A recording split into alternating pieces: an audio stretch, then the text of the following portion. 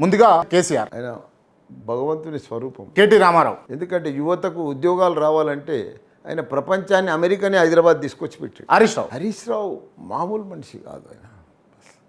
తెలంగాణ అంతా కూడా పాకిపోతాడు ఆయన అభివృద్ధిలో. కల్వకుంట్ల కవిత ఆమె కూడా మామూలుగా పనిచేయదు. ఇలా బతుకమ్మనే ప్రపంచానికి చాటింది. రేవంత్ రెడ్డి వాడు బ్లాక్ మెయిలర్ దొంగ అని తెలంగాణ అంతా తెలిసిపోయింది. బండి సంజయ్ ఆయన ముడి సంజయ్. ధర్మపురి అరవింద్. ఆయనది ఉన్నా ఒకటే లేకున్నా ఒకటే. మైనంపల్లి హనుమంతరావు. ఏవాడో మైనం పిల్లి. జంగయ్య యాదవ్. ఏవాడు లెక్కకు లేదు, పక్క అది పెట్టుకొని పెట్టు.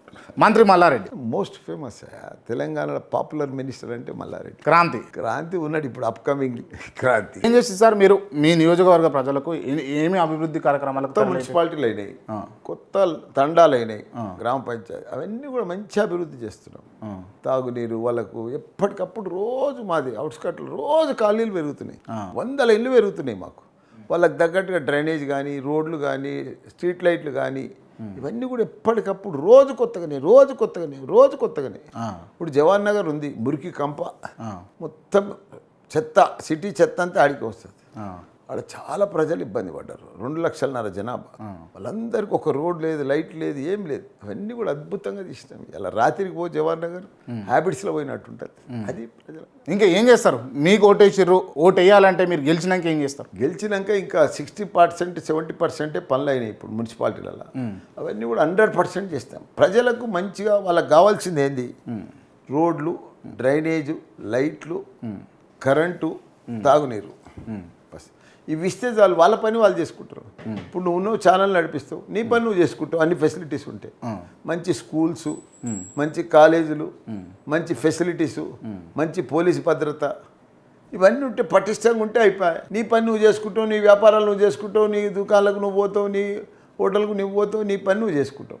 ఇవన్నీ లేకపోతే ఇంటికి వచ్చినాక నీళ్ళు రాలేదు, డ్రైనేజ్ జామ్ అయింది, కరెంటు లేదు, ఇట్లా రోడ్ సరిగా లేదు, గుంతలు ఉన్నాయి, ఒక అంబులెన్స్ కూడా వస్తలేదు, స్కూల్ పిల్లల వ్యాన్ వస్తలేదు.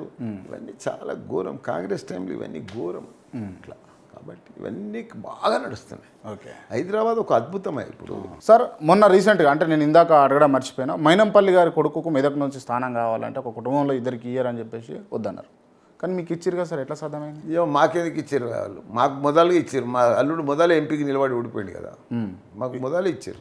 రాజశేఖర్ అన్న గెలుస్తుండ ఇప్పుడు? సూపర్. డిపాజిట్ రాదని చెప్తున్నా కదా. డిపాజిట్ రాకుండా చేస్తారు. మా అల్లు రాజశేఖర్ రెడ్డికి కానీ, మా దగ్గర కానీ, వాళ్ళిద్దరు క్యాండిడేట్లకు మైనంపల్లికి, జంగయ్య యాదవ్ డిపాజిట్ రాదు. ఏంటి మీ హస్త్రాలు ఏంది అసలు? మీ పని పబ్లిక్లో పని అస్త్రాలు లేదు, పిస్త్రాలు లేదు.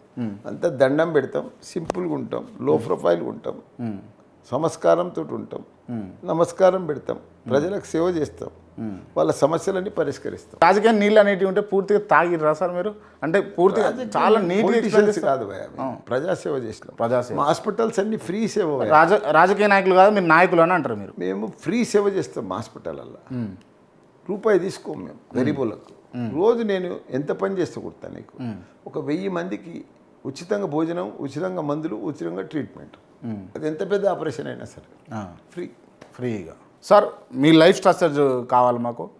మీరు పొద్దున్న లేచి ఎట్లా ఈ ఫిట్నెస్ కావచ్చు, ఈ యాక్టివ్నెస్ మెయింటైన్ చేయడానికి సీక్రెట్ ఏంది? సీక్రెట్ ఏం లేదు. మంచి యోగా చేస్తాం, డైట్ ఫుడ్ తింటాం, పర్ఫెక్ట్ తక్కువ తింటాం, మంచిగా హెల్త్ కాపాడుకుంటాం. ఎన్నిసార్లు తింటారు రోజుకు?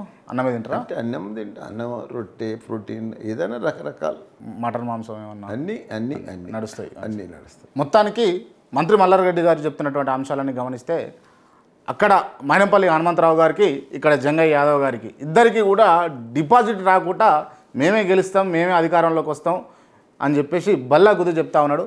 Thank you sir, thank you. Interview close చేసే ముందు